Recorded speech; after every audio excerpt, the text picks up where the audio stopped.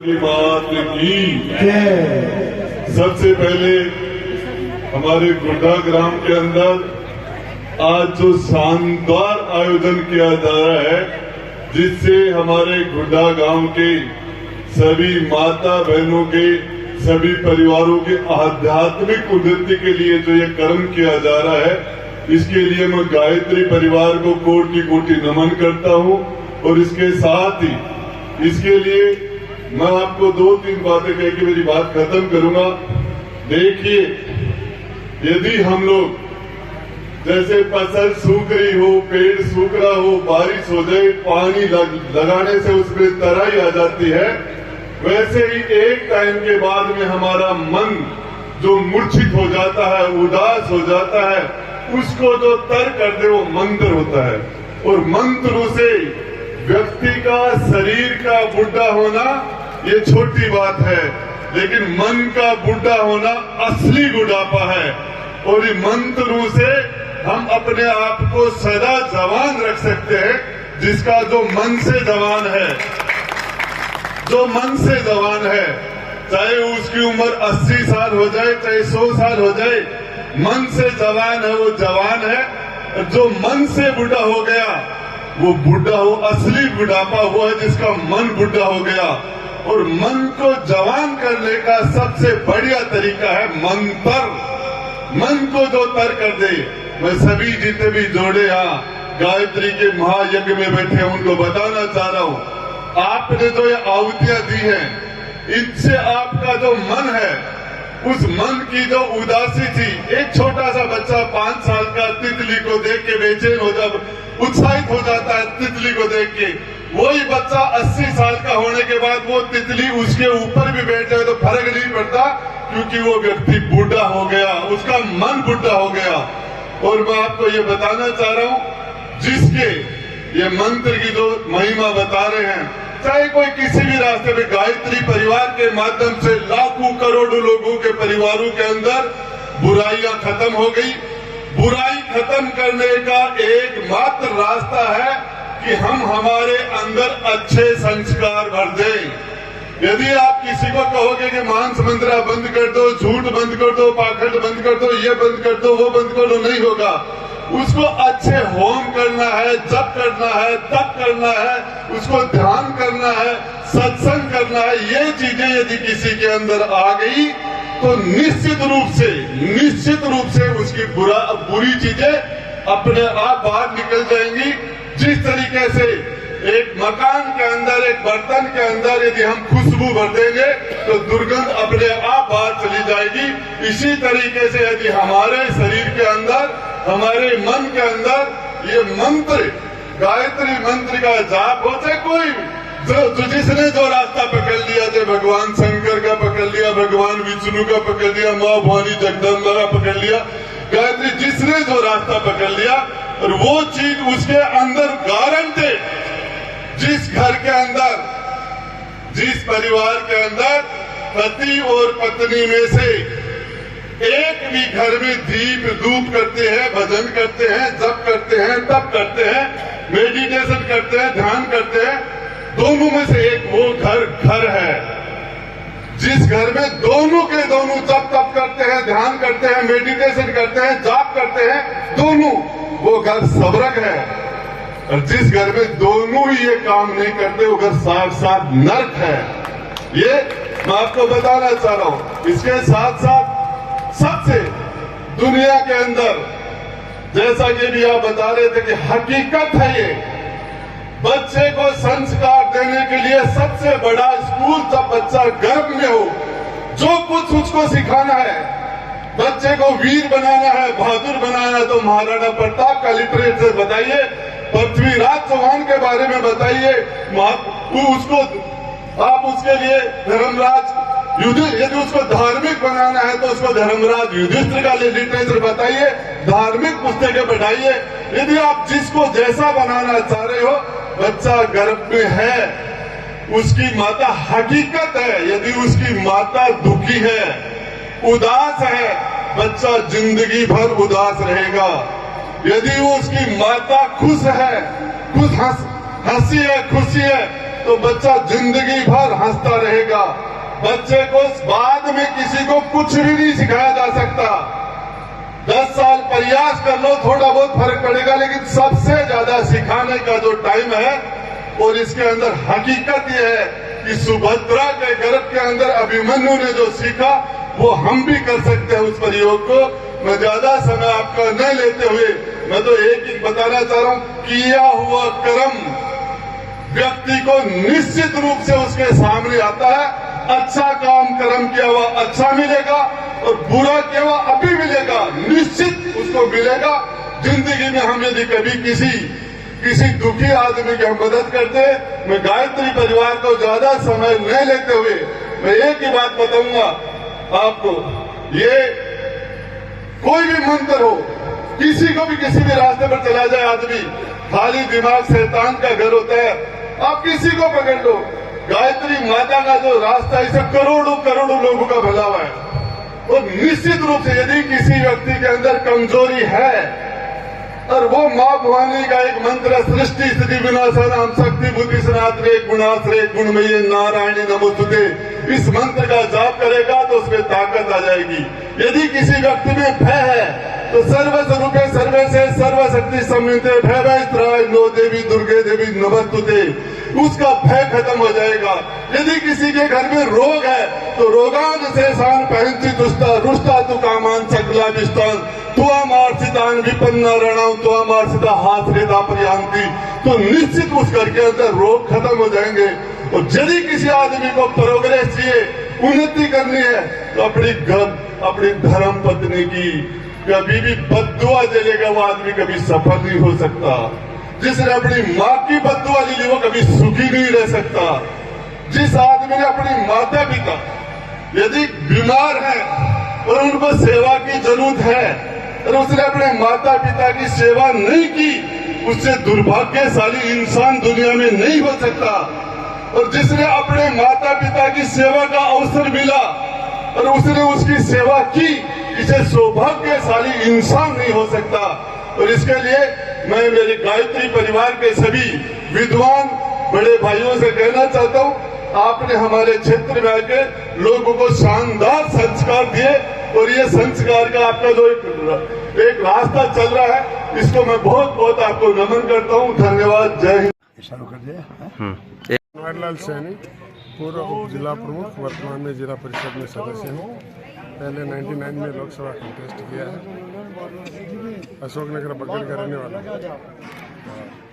जैसे 24 कुंडी यज्ञ हो रहा है, इस में आपका क्या कहना है, जैसे धार्मिक प्रवृत्ति के बारे में? देखिए, गायत्री महायज्ञ का जहाँ भी कार्यक्रम होता है, ये सब जन जागरण और नव चेतना के कार्यक्रम होते हैं। और ये जो एक धार्मिक संस्था है गायत्री परिवार जो है, और गायत्री परिवार से जुड़े हुए जो व्यक्ति हैं, उनका सबसे प्रमुख मुद्दा होता है समाज में संस्कार पैदा होना। आज समाज में संस्कारों की कमी से ही इस तरह की घटनाएं होती हैं, और घर घर में जो बच्चों में संस्कार नहीं होते हैं, उनमें फिर जन चेतना भी नहीं होती। इसलिए गायत्री परिवार यज्ञ के माध्यम से धार्मिक उन्माद पैदा करती है, परिवार में संस्कार पैदा करती है, संस्कारित कार्यक्रम भी करती है। और इस गायत्री परिवार से जुड़े हुए जितने भी परिवार हैं, जितने भी व्यक्ति हैं, उनमें इस साधना और इस आस्था के आधार पर बहुत अच्छी प्रोग्रेस होती है। ये मेरी व्यक्तिगत मान्यता है।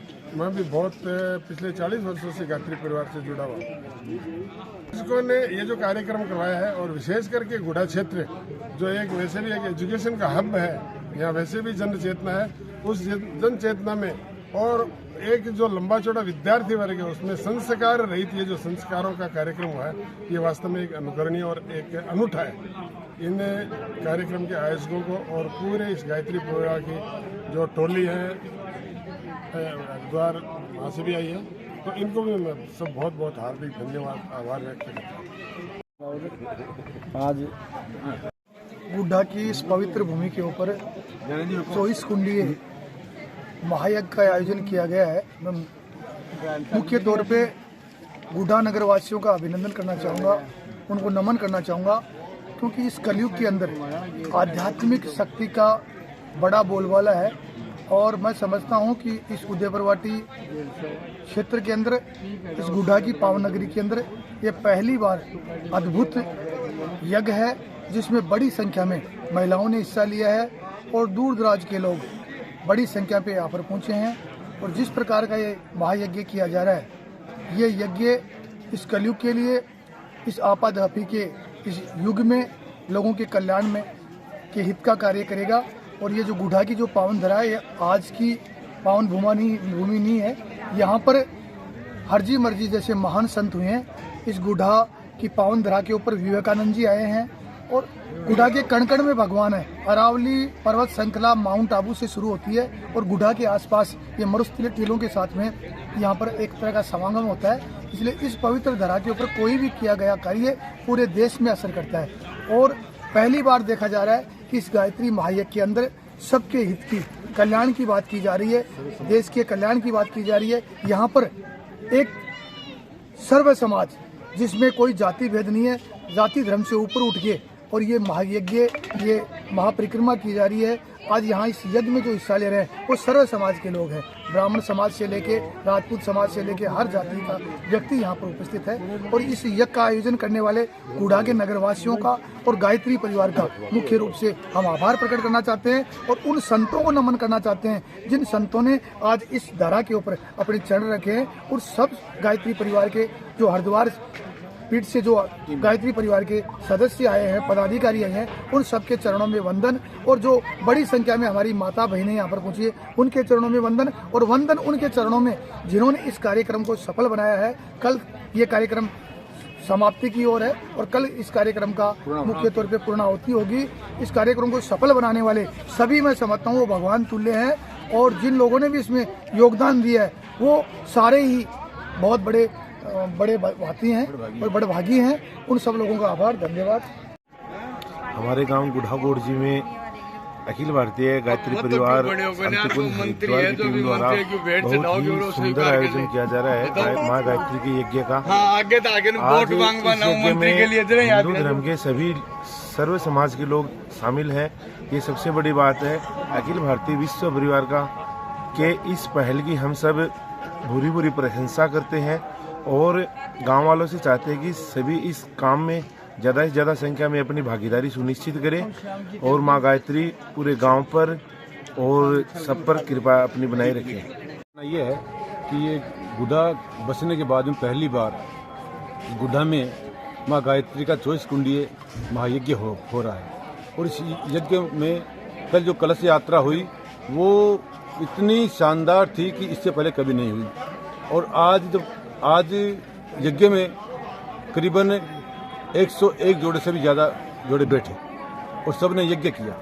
मैं ये कह रहा हूँ कि यहाँ इस हमारे क्षेत्र में ज्ञान गंगा बह रही है और यहाँ के लोग बहुत श्रद्धावान हैं। माताएं, बहनें, युवा सभी श्रद्धावान हैं। आज सभी झुंझुनू जिले से लोग बाग आए हुए हैं, सभी इस कार्य में अपना सहयोग कर रहे हैं श्रद्धा भाव से और इस पूजन कर रहे हैं। मैं जो भी बाहर से सदस्य आए हैं उन सबका स्वागत कर रहा हूँ और बहुत ही आनंद आ रहा है।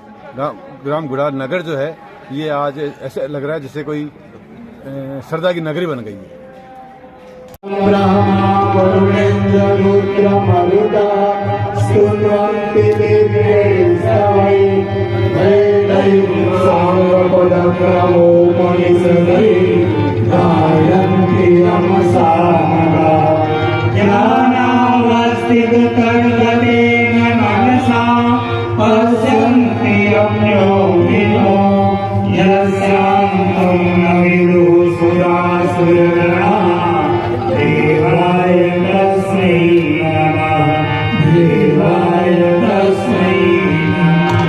कर्पूर गौरम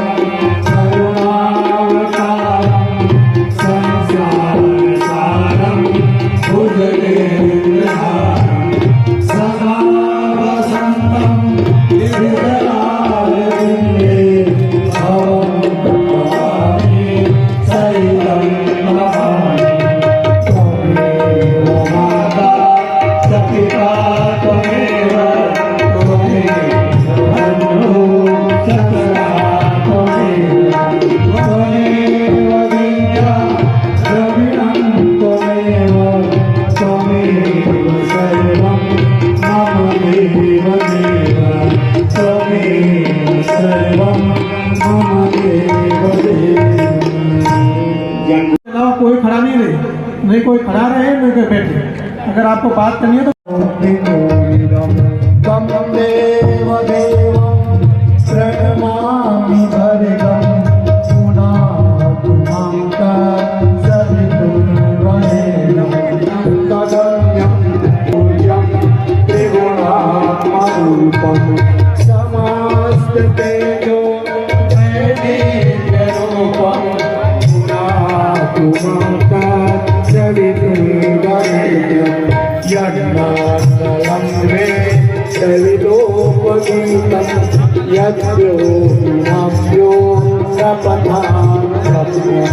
सत्सर्ववेदं प्रणमामि दिव्यं पुनातुमां सवितुर्वरेण्यं पुनातुमां सवितुर्वरेण्यं पुनातुमां सवितुर्वरेण्यं पुनातुमां सवितुर्वरेण्यम्। अग्नि प्रदीपनम, आपके पास जो पंखा होगा हाथ जोड़ लें। ओम अयंतयिद्मयात्मा जातवेदस्तेने वर्धस्व अन्नादेन समेधया स्वाहा। इदं अग्नये। दूसरी संविधा ले लें। ओम संविधाय हितैर्बोधयति आस्मिन् अव्याजुहोता स्वाहा।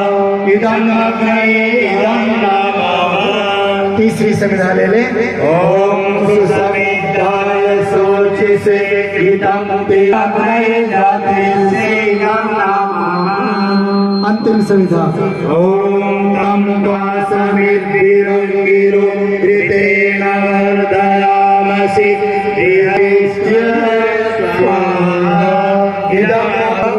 जल से भरा हुआ होगा।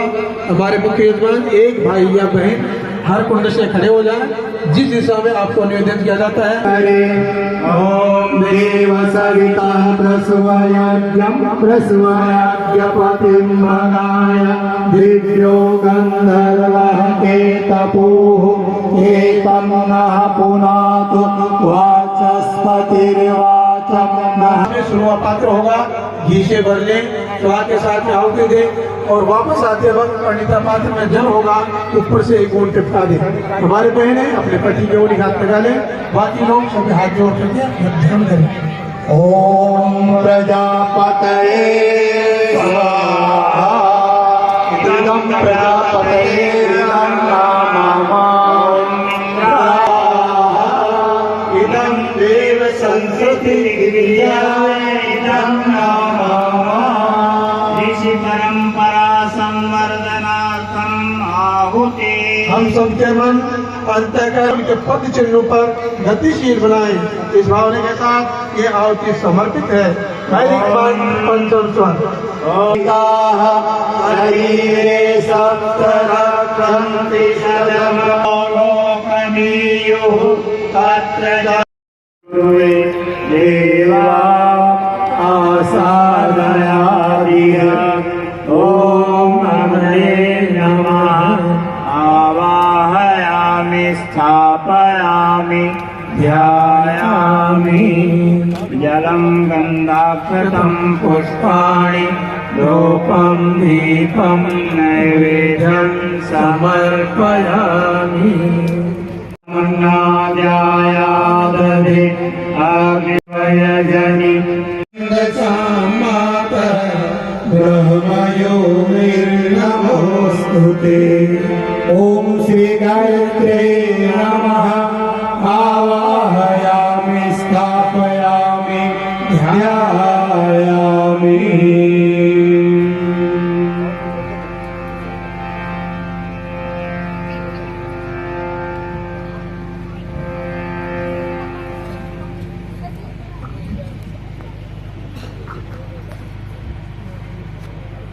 आशीर्वाद के दो वचन आप कहें।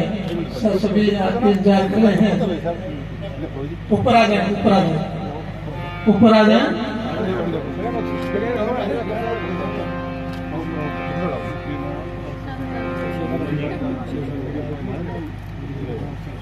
इस साइड देखो थोड़ा सा। जोड़े से जोड़े से